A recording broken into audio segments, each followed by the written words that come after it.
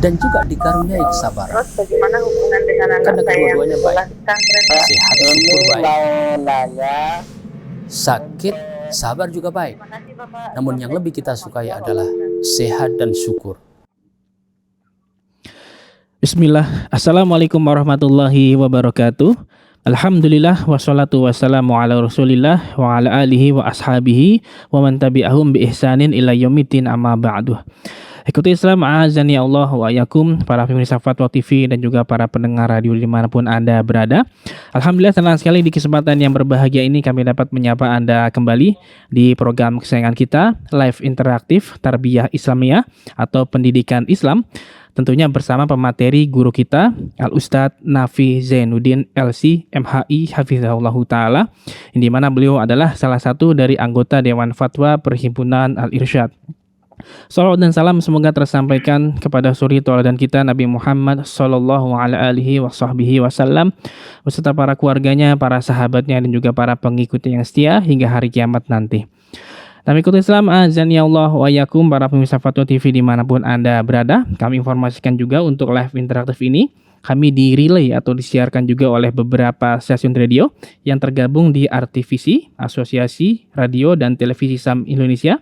Di antaranya ada Radio Bimbas Yogyakarta, Radio Sahabat Tegal, Radio Suara Madinah Caruban, Radio MDFM Probolinggo, Radio Hang FM Batam, kemudian Radio Amuba Pangkal Pinang, Radio Sago FM Sumatera Barat, Radio Gema FM Bontang, Radio Al-Hikmah Banyuwangi, Radio Albina AM Bekasi, Radio Tua FM Riau, Radio Dai Tengaran, dan Radio Mas FM Sragen. Terima kasih kami ucapkan jazakumullahu khairan, semoga bermanfaat.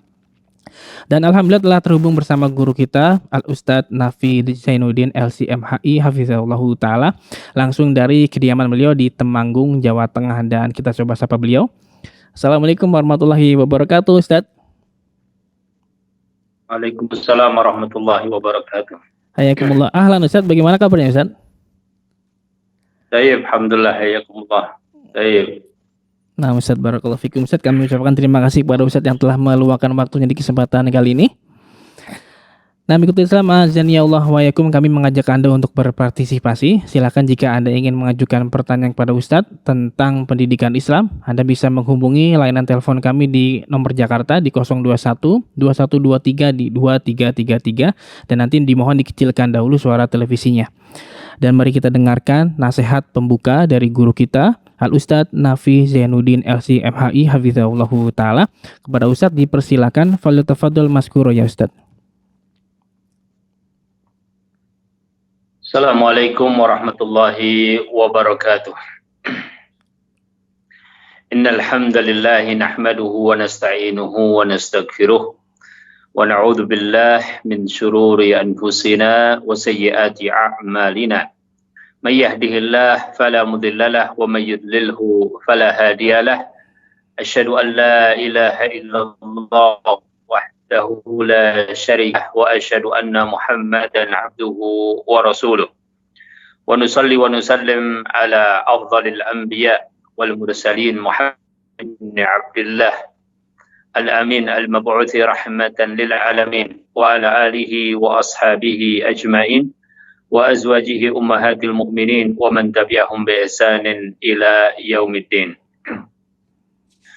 Pemirsa dimanapun Anda berada, kita senantiasa mensyukuri Allah Subhanahu wa Ta'ala karena Allah Subhanahu wa Ta'ala telah mengutus Nabi-Nya Sallallahu Alaihi Wasallam dan memberikan kepada kita petunjuk untuk kita menjalaninya di dalam kehidupan dunia ini, dan kita berharap mengakhiri kehidupan dunia ini dengan diri oleh Allah Subhanahu wa Ta'ala.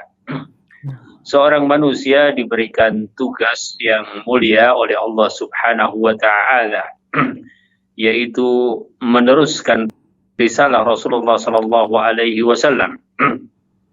Risalah Rasulullah sallallahu alaihi wasallam kepada setiap pribadi, keluarga, masyarakat, dan semua manusia. Karena risalah ini adalah risalah rahmatan lil alamin. Dimulai yang pertama setelah diri sendiri adalah keluarga. Karena keluarga sebagaimana Allah Subhanahu wa Ta'ala sebutkan di dalam Al-Qur'an, qu anfusakum wa ahlikum nara. Dan keluarga adalah orang-orang yang paling dekat dengan kita secara orang yang paling dekat kepada kita secara fisik biasanya, orang yang paling dekat kepada kita dalam keseharian, dalam kegiatan-kegiatan yang selalu mengiringi kehidupan manusia pada kondisi-kondisi normal seperti itu. Makanya Rasulullah SAW menegaskan akan pentingnya pendidikan oleh kedua orang tua. Rasul sallallahu alaihi wasallam mengatakan kullukum ra'in wa kullukum mas'ulun an ra'iyatihi. Setiap kalian adalah pemimpin dan setiap pemimpin bertanggung jawab pada yang dipimpinnya. Seorang pemimpin terhadap rakyatnya, seorang kepala keluarga, kemudian seorang ibu rumah tangga. Dalam nasihat ini sedikit saya akan menyebutkan tentang peran al-mar'ah, yaitu ibu rumah tangga di dalam tarbiyatu al-aulad, di dalam mendidik anak-anak. Allah Subhanahu wa taala telah menjadikan takdir kauni bahwasanya lewat para ibu terlahir seluruh manusia. Allah Subhanahu wa taala memaksudkan dengan takdir kauni tersebut untuk maksud-maksud yang kemudian mengiringi di dalam hidup manusia berikutnya. Bahkan sebelum ia terlahir, sesungguhnya pengaruh seorang ibu terhadap bayi yang dikandungnya merupakan sesuatu yang bisa dirasakan, dan juga Allah Subhanahu wa taala menunjukkan kepada kita betapa bahwa Allah Subhanahu wa taala memberikan hubungan yang khusus antara calon bayi yang ada di dalam kandungan dengan ibundanya. Oleh karenanya, kebaikan kondisi seorang ibu tatkala mengandung mempengaruhi bagaimana selanjutnya anak yang akan dilahirkan. Kemudian begitu anak itu terlahir, maka yang paling dekat dengan anak tersebut juga ibundanya. Ya. Makanya Allah Subhanahu wa taala mensyariatkan agar ada persusuan kepada bayi yang baru terlahir sebaik mungkin adalah haulaini kamilain, 2 tahun yang sempurna. Setelah kemudian selesai dari persusuan tersebut, maka orang yang paling dekat masih ibunya. Biasanya dalam kondisi normal demikian. Maka peran seorang ibu atau seorang wanita terhadap tarbiyah al-abna memang sangat besar, sehingga Rasulullah SAW juga melafadzkan di dalam hadis tersebut, ya, wal mar'atu ra'iyatun fi baiti zawjiha wa hiya mas'ulatun anha, bahwasanya seorang wanita itu juga bertanggung jawab dalam kepemimpinannya, yaitu di rumah suaminya, yaitu karena Allah Subhanahu wa taala menjadikan dia adalah seorang yang berada di dalam kepemimpinan tatkala kepala keluarga tidak berada di rumah, ya. Maka ia mengurusi apa yang ada di dalam rumah, dan di antara hal yang paling berhak untuk diurusi adalah masalah tarbiyah al-abna, yaitu pengajaran kepada anak-anak. Dan betapa kita mendapatkan jika seorang ibu mempunyai perhatian yang besar, ternyata punya pengaruh yang begitu besar. Ya. Bahkan Nabiullah Isa alaihissalatu wassalam, ya, terlahir dalam keadaan tanpa ayah. Ya, maka Maryam alaihissalatu wassalam berupaya sedemikian rupa untuk memberikan pendidikan yang dibutuhkan. Dan apabila kita membaca, maka Maryam alaihissalatu wassalam juga kemudian meminta agar pertumbuhan yang ada pada Nabiullah Isa alaihissalatu wassalam adalah pertumbuhan yang benar-benar sesuai dengan syar'i, maka diberikanlah hal-hal yang merupakan ajaran dari Allah Subhanahu wa taala.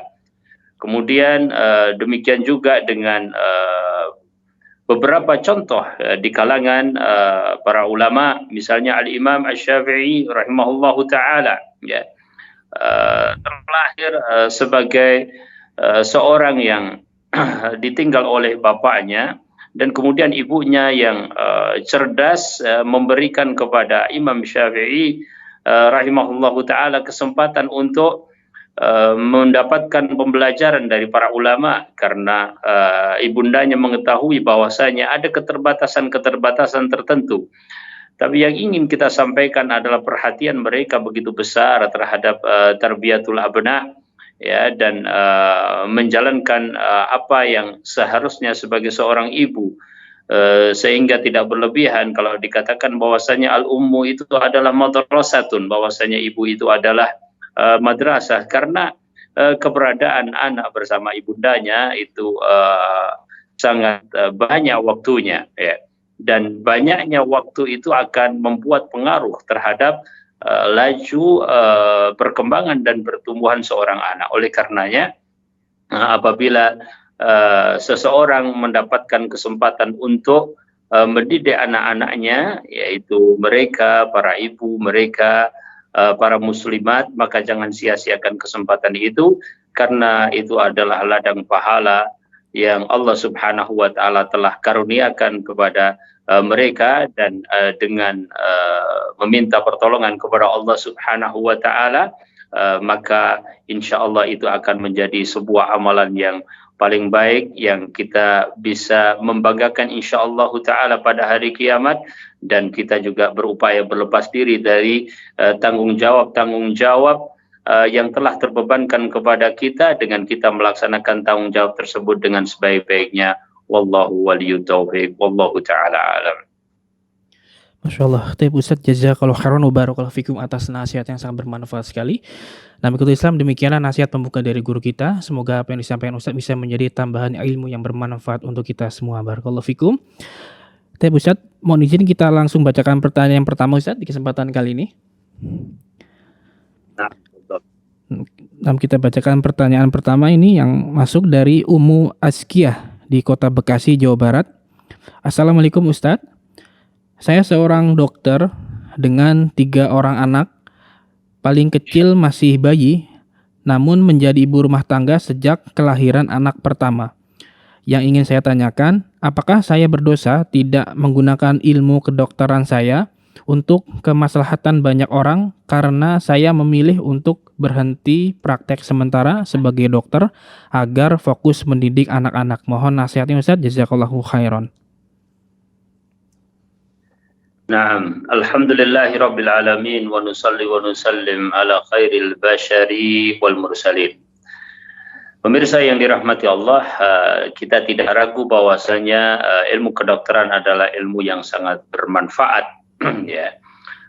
Dijelaskan oleh para ulama bahwa ada ilmu-ilmu kaitannya dengan furudul a'yan, dan ada yang kaitannya dengan furudu al-kifayah, yaitu perkara-perkara yang berhubungan dengan kewajiban yang terkena pada masing-masing pribadi, dan ada kewajiban yang terkena kepada seluruh kaum muslimin. Adapun yang berkaitan dengan furudhu al-a'yan adalah ilmu-ilmu yang kaitannya dengan bagaimana kita berkeyakinan, kemudian beribadah kepada Allah Subhanahu wa taala dengan benar sesuai dengan tuntunan Rasulullah sallallahu alaihi wasallam. Adapun ilmu seperti ilmu kedokteran dimasukkan oleh para ulama sebagai bagian dari furudhu al-kifayah, yaitu hal-hal yang merupakan fardu kifayah. Apabila telah dilakukan oleh seseorang, maka kemudian gugurlah kewajiban bagi kaum muslimin yang lain. Sebagaimana tadi kita sebutkan bahwasanya ilmu ini sangat bermanfaat dan kaum muslimin sangat membutuhkan, apalagi para dokter wanita khususnya, bila kaitannya adalah dengan keperluan para muslimat yang ingin berobat, ingin meminta pertolongan sesuai dengan profesinya sebagai seorang dokter. Kita tidak ragukan akan kepentingan itu. Namun di antara kewajiban-kewajiban yang terkena pada seorang ibu, tadi di pembuka juga kita sudah sebutkan, adalah memperhatikan tentang pendidikan anaknya. Ketika bertentangan, maka tentu saja dalam hal ini didahulukan yang kaitannya dengan tarbiyatu al-abna wallahu taala a'lam. Ya. Apalagi dari zahir pertanyaannya memang terlihat bahwasanya ada sesuatu yang menjadikan harus diperhatikan dari anak-anaknya, ya.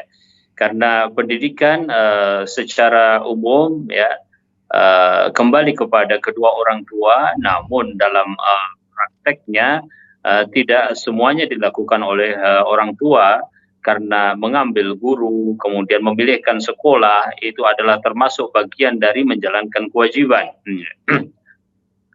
Jika kemudian tadi dikatakan bahwasanya dia harus meninggalkan profesinya karena kepentingan untuk tarbiyatul abna, maka wallahu taala alam tidak mengapa, karena kedokteran di dalam hal ini adalah bagian dari fardhu al-kifayah, walaupun masih belum cukup kita meyakininya. Artinya umat ini masih sangat membutuhkan para dokter, masih sangat membutuhkan profesi ini, ya.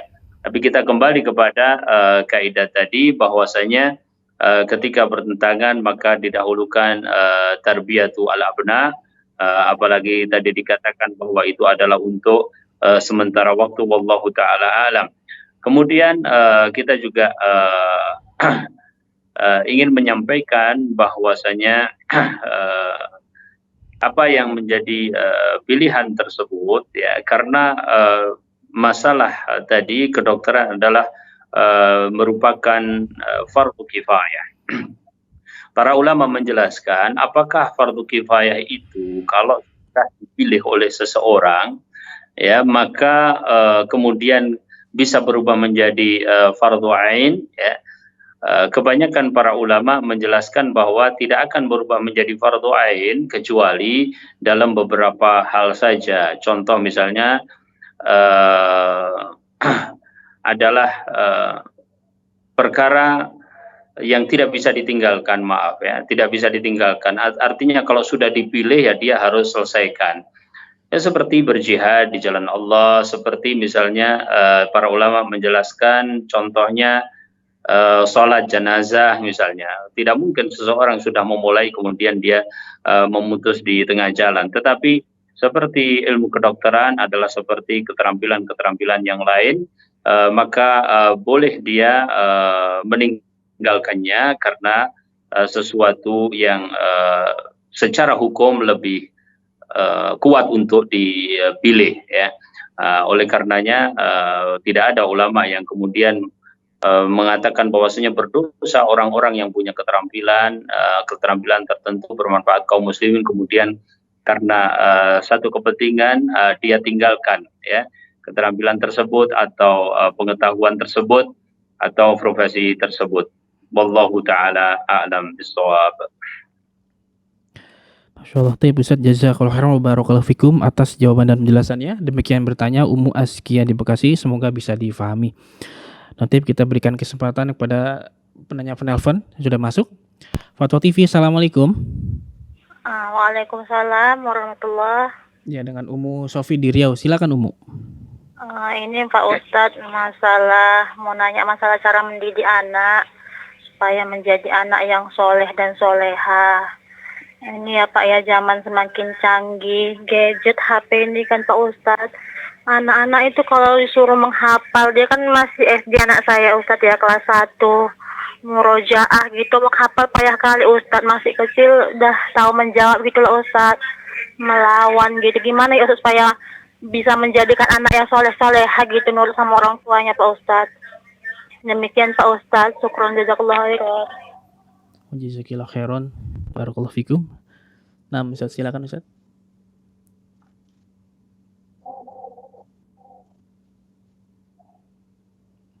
Ya.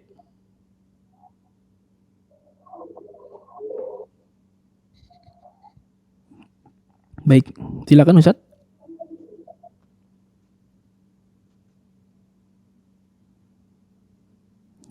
6. Ummu Sofi, cukup pertanyaannya? Baik ya, baik. Silakan Ustaz. 6. Alhamdulillah wa nusalli wa nusallim man la nabiyya ba'dah. Ya, tadi tidak terdengar pertanyaan kecuali bagian pertama. Koneksi nampaknya tidak begitu baik, tetapi dari pertanyaan saudari kita di Riau, Ummu Sofi, kalau tidak salah menanyakan bagaimana mendidik supaya anak-anak kita tumbuh menjadi anak-anak yang soleh dan solehah. Itu saja yang terdengar dari pertanyaan, dan saya berupaya untuk merespon dari pertanyaan tersebut, bahwasanya kita sebagai seorang hamba, tugasnya adalah melakukan usaha-usaha di dalam tarbiyah al-abna, ya, dan kita lakukan juga dengan sepenuh hati. Artinya yang pertama bahwasanya kita diminta oleh Allah Subhanahu wa taala, ya, agar kita lakukan tarbiyah. Nah, tentunya tarbiyah yang kita lakukan juga berupaya dengan cara-cara yang ditunjukkan oleh Rasulullah Shallallahu Alaihi Wasallam, ditunjukkan dalam syariat Islam. Maka dalam hal ini kita bisa membaca, ya, buku-buku yang kaitannya dengan tarbiyah. Ya, kita bisa memperkaya diri dengan buku-buku yang kaitannya dengan bagaimana bermuamalah kepada anak-anak sesuai dengan perkembangan usia-usia mereka, misalnya, karena secara umum usia manusia itu dibagi menjadi 4. Yang pertama adalah usia yang masuk kategori awulumiyah, yaitu masih dalam keadaan kecil, yaitu dari usia 0 tahun, ya, begitu terlahir sampai sebelum balik, ya, kira-kira usia 13 tahun. Dan masuk di dalamnya adalah usia tamyiz. Kemudian tahapan yang kedua adalah marhalah yang disebut dengan marhalah asyabab, yaitu marhalah menjadi seorang yang sudah balik, ya. Titik awalnya adalah usia balik, ya, biasanya sekitar 14 tahun dan seterusnya terus sampai ya usia kira-kira 50 tahun, ya. Kemudian setelah itu adalah usia kuhulah, yaitu 51 tahun hingga 60 tahun, dan terakhir adalah 60 tahun dan seterusnya. Demikian dibagi oleh salah seorang ulama, diantaranya oleh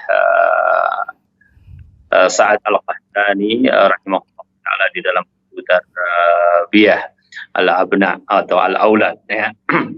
Al-Hajjun Nabawi fi Tarbiyati Al-Aulad, ya. Nah, perkembangan-perkembangan itu perlu juga kita pelajari, karena menghadapi anak yang belum balik dengan anak yang sudah balik dengan yang setelahnya tentu berbeda. Kemudian setelah mempelajari buku-buku yang kaitannya dengan tarbiyah, ya, maka kita memohon kepada Allah Subhanahu wa taala, ya. Mohon kepada Allah Subhanahu wa taala agar Allah Subhanahu wa taala memberikan taufik, karena tarbiyah adalah amal ibadah. Seluruh amal-amal ibadah hakikatnya tidak bisa kita melaksanakannya dengan sempurna, dengan baik, kecuali dengan taufik dari Allah Subhanahu wa taala. Maka minta tolong kepada Allah Subhanahu wa taala agar Allah Subhanahu wa taala memberikan taufik. Wallahu taala alam. Masya Allah. Baik Ustaz, jazakallahu khairan wa barakallahu fikum atas jawaban yang disampaikan. Demikian bertanya Ummu Sofi di Riau, semoga bisa difahami. Baik Ustaz, kita bacakan pertanyaan berikutnya. Kita angkat dari website. Dari Nurul Ulfah Primadini di Kota Padang, Sumatera Barat. Bismillah, Assalamualaikum warahmatullahi wabarakatuh Ustaz. bagaimana caranya memperlakukan buku-buku agama yang diketahui tidak sesuai dengan sunnah ketika kita sudah mengenal sunnah saat ini. Apakah boleh dijual atau dihibahkan kepada orang lain? Mohon nasihatnya, jazakallahu khairan.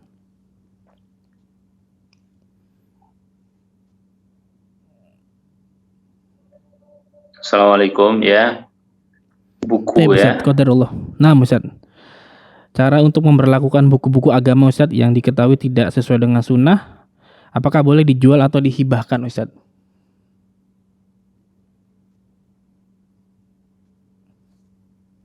Nah, qadarullah, suaranya agak terputus Ustaz atau kurang jelas Ustaz? Baik. Kita coba bacakan sekali lagi Ustaz, baik. Nah, Assalamualaikum Ustaz, apakah masih terdengar Ustaz? Ya, Akh Rahmat. Iya, Suara tidak qadarullah. sampai. Oh, qadarullah. Nah. Bagaimana sekarang Ustaz? Apakah sudah terdengar jelas Ustaz?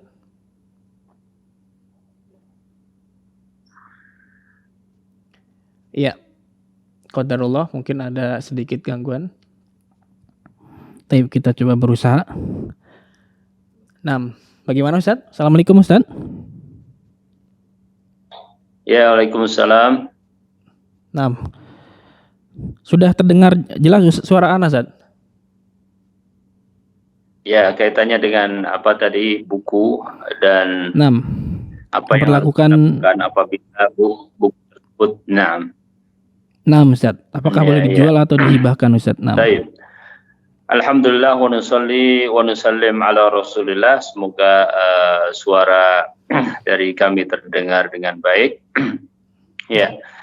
Kaitannya dengan pertanyaan yang berhubungan dengan bagaimana menyikapi buku-buku yang belakangan oleh penanya dinilai bertentangan dengan sunnah. Ya, apa yang seharusnya dilakukan terhadap buku-buku tersebut, misalnya diberikan kepada orang atau bagaimana tadi, ya. Yang pertama bahwasanya kita perlu hikmah di dalam meletakkan penilaian apakah benar-benar buku tersebut memang bertentangan dengan sunnah atau tidak. Ya. Kenapa? Karena tentu bahwasanya setiap buku itu ada kekurangannya. Ya. Apabila sebuah buku ternyata memang ya mayoritasnya atau sebagian besar isinya itu adalah bertentangan dengan sunnah yang secara jelas kita ketahui, maka barulah kita sebut memang buku tersebut bertentangan dengan sunnah. Ya. Bisa jadi bahwa sebuah buku menurut kita bertentangan dengan sunnah, ya, tetapi ternyata masih perlu dikaji, masih perlu diteliti kembali atau ditanyakan kepada ustadz tertentu apakah buku tersebut memang boleh dibaca karena banyak manfaat yang ada di dalamnya atau ternyata memang banyak bertentangan dengan sunnah Nabi Sallallahu Alaihi Wasallam. Insya Allah kaum muslimin dan kaum muslimat sepakat bahwa sebuah buku yang bertentangan dengan sunnah-sunnah Nabi Sallallahu Alaihi Wasallam sudah selayaknya kita jauhi. Ya. Itu yang pertama. Kemudian yang kedua, pemirsa yang dirahmati Allah, ya, apakah buku-buku tersebut kita kalau dasarkan pada sebuah penilaian bahwasanya memang mayoritas isinya adalah tidak sesuai dengan sunnah Nabi atau kita katakan tidak sesuai dengan Islam, ya. Apabila mayoritas tidak sesuai dengan Islam, maka buat apa kita membacanya? Ya. Karena Umar bin Khattab radhiyallahu taala anhu pernah datang di hadapan Rasulullah Sallallahu Alaihi Wasallam dan membawa beberapa yang isinya Taurat, ya. Rasul Sallallahu Alaihi Wasallam murka, ya. Kenapa mesti membawa itu padahal Rasulullah Sallallahu Alaihi Wasallam ada di hadapan mereka? Ya, cukuplah Al-Quran, cukuplah yang dibawa oleh Rasul Sallallahu Alaihi Wasallam. Dan Rasul SAW mengatakan bahwasanya kalau seandainya Musa itu ada di antara mereka, maka Musa alaihi salatu wassalam juga harus mengikuti Rasulullah Sallallahu Alaihi Wasallam.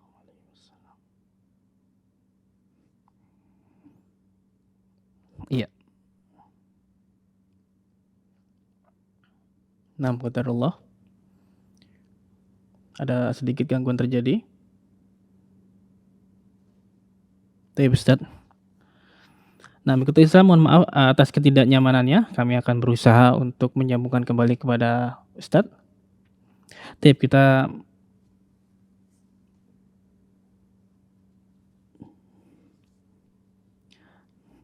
coba kembali, kita hubungkan kepada Ustaz. Baik. Nah, mengikuti Islam sambil menunggu koneksi yang kita perbaiki, kita akan bacakan jadwal-jadwal untuk live interaktif di Fatwa TV. Dan insya Allah nanti malam, setiap Rabu jam 8 malam kita ada, maksud kami untuk Selasa malam, nanti malam insya Allah kita ada live interaktif bersama Al-Ustadz Dr. Muhammad Nur Ihsan MA Hafizahullah tentang pembahasan live interaktif tema keimanan, doa, dan zikir.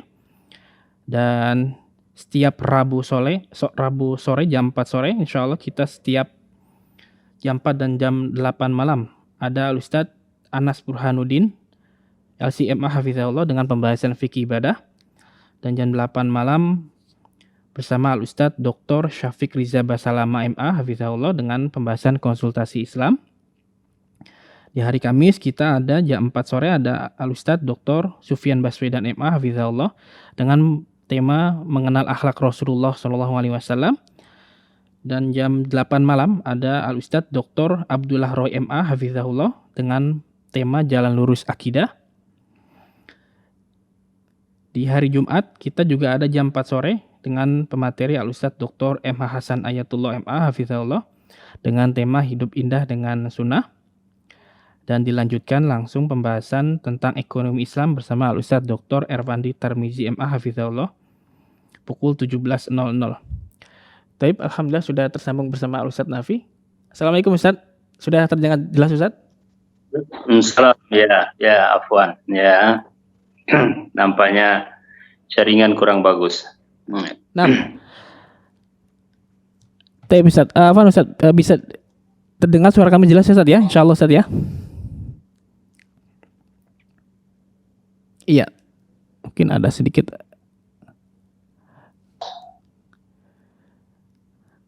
Nah, pertanyaan yang atas nama Nurul Ulfah tadi Ustadz tentang buku-buku agama yang tidak sesuai dengan sunnah, apakah bisa dilanjut untuk jawabannya Ustadz atau kita lanjutkan pertanyaan yang lain Ustadz? Ya, barakallahu fikum. Tadi saya tidak pasti sampai di mana, tapi saya lanjutkan ketika Umar bin Khattab radhiyallahu taala anhu membawa beberapa lembar yang tertuliskan padanya Taurat. Ya.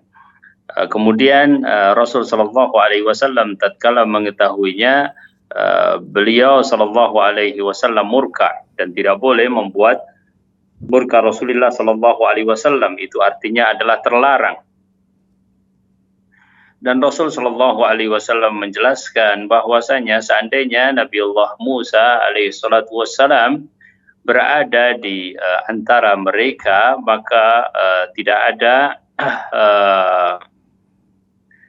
yang bisa dilakukan melainkan harus berittiba dan mengikuti Rasulullah Sallallahu Alaihi Wasallam. Ya. Apa yang diambil dari kisah tersebut, kalau sesuatu sudah jelas-jelas bertentangan dengan Islam, maka bagaimana kita menghadiahkan, bahkan Rasul Sallallahu Alaihi Wasallam sendiri dalam peristiwa tersebut mengisyaratkan ya tentang sesuatu yang harus dilakukan. Oleh karenanya dalam satu riwayat Umar bin Khattab radhiyallahu taala anhu bahkan membawa itu ke atas tungku ya, ke atas tungku. Bukan berarti tidak ada hal yang baik di sana, akan tetapi cukuplah kebaikan itu sesuatu yang sudah jelas, apalagi Rasulullah sallallahu alaihi wasallam jelas ada di hadapan ridwanu alaihim ajmain. Jadi kalau dihadiahkan misalnya kepada seorang yang alim untuk diteliti ya, apabila itu misalnya berkaitan dengan sebuah pandangan yang sudah menyebar, barangkali bisa diluruskan oleh para alim mungkin ya. Karena di sebagian sikap para ulama, mereka memang memahami tersebut tetapi untuk diluruskan. Tapi apabila tidak manfaat, apabila jelas bertentangan dengan Islam, berbahaya, maka mencari aman dari apa yang ada di dalamnya itu yang seharusnya dilakukan. Jadi menghadiahkan kepada orang awam misalnya, maka bagaimana kita sendiri sudah menilai misalnya bahwa itu bertentangan dengan Islam, kemudian kita hadiahkan kepada orang-orang awam, maka mereka kemungkinan akan terbawa oleh fitnah atau kekeliruan-kekeliruan pandangan-pandangan yang ada di dalam sebuah buku. Wallahu ta'ala alam. Masya Allah. Taib Ustaz, jazakallahu khairan wa barakallahu fikum atas jawaban dan penjelasannya. Demikian yang bertanya untuk atas nama Nurul Ulfa, semoga bisa difahami. Taib, kita berikan kesempatan kepada penelpon yang sudah masuk. Fatwa TV, assalamualaikum. Nam, silakan.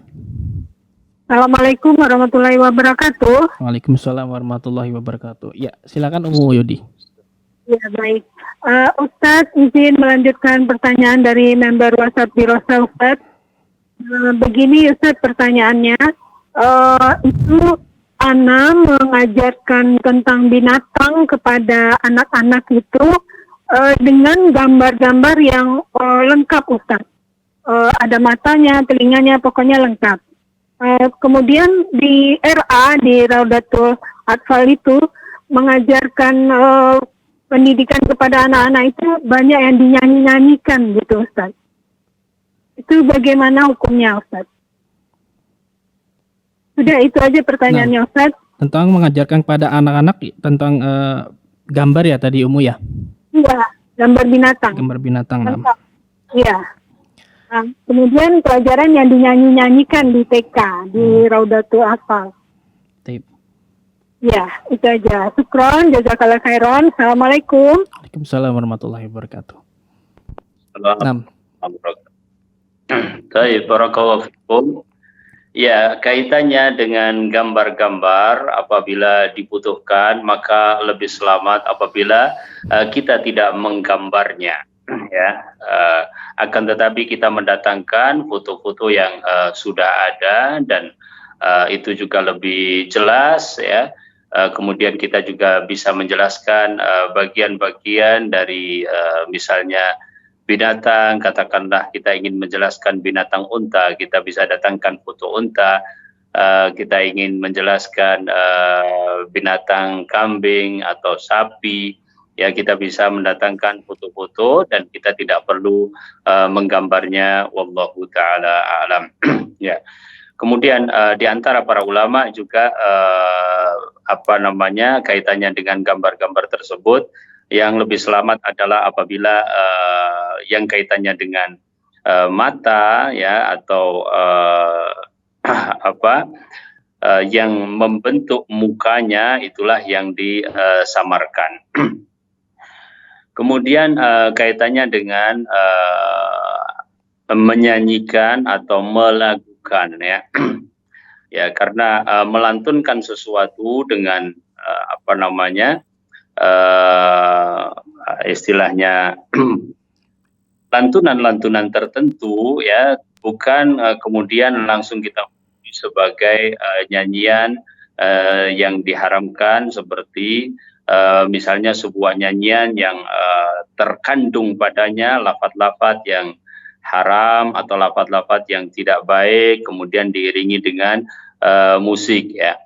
Lantunan-lantunan selagi itu adalah tidak mengandung kepada perkataan-perkataan yang buruk, perkataan-perkataan yang maksiat, perkataan-perkataan yang tidak berguna, apalagi perkataan-perkataan yang syar'i, maka sekedar lantunan-lantunan khususnya untuk anak-anak, sebagian ulama wallahu taala alam memberikan keringanan di dalam hal itu. Wallahu taala alam. Ya. Layaknya sebuah lantunan yang kaitannya dengan beberapa syair dalam bahasa Arab. Wallahu taala alam. Ustaz, jazakallahu khairan wa barakallahu fikum atas jawaban dan penjelasannya. Demikian bertanya, semoga bisa difahami. Ustaz, kita bacakan pertanyaan berikutnya.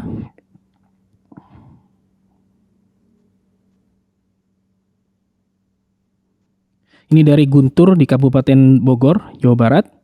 Assalamualaikum warahmatullahi wabarakatuh. Ustaz, izin bertanya tentang minta nasihat. Saya ada hilang respect kepada orang tua, terutama ibu saya. Dikarenakan ibu saya setiap harinya marah-marah terus kepada saya, Ustadz. Kadang alasannya yang tidak jelas. Saat sedang belajar pun kena marah padahal saya tidak berbuat apa-apa, tidak buat masalah.